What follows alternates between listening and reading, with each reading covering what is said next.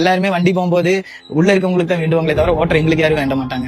ஆம்புலன்ஸ்ல டிராஃபிக்ல போறேன்னு பாத்தீங்கன்னா நாங்க போனா 120 140 தாங்க. நான் எப்பவுமே சிட்டிக்குள்ளே நாங்க மேக்ஸிமம் 100 120 தாங்க டச் பண்ணுவோம். அப்ப நாங்க போகும்போது எங்களோட வண்டியோட சைரன் சவுண்ட் கேட்கும்போது மேக்ஸிமம் ஒரு 1 கிலோமீட்டர் வித்தின் 1.5 கிலோமீட்டருக்குள்ள எங்களோட சைரன் சவுண்ட் ரீச் ஆகும். மேக்ஸிமம் நீங்க லெஃப்ட் சைட்ல எங்களுக்கு நீங்க வழி கொடுத்தாலே எங்களுக்கு போதும்.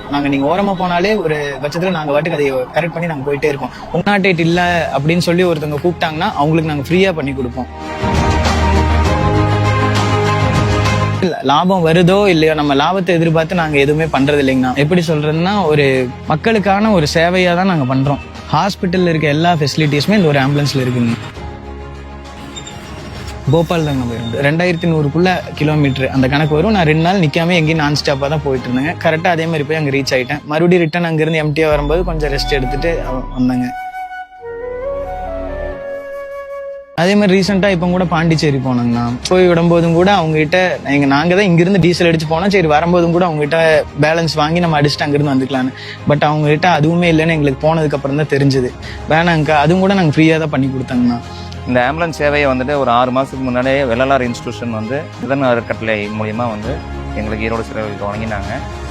இதை வந்து இப்போ 6 மாதமாக பண்ணிட்டு இருக்கிறோம். இல்லாத பட்டவங்களுக்கு இருந்ததுன்னா இந்த சேவையை நீங்கள் பயன்படுத்திக்கலாம்.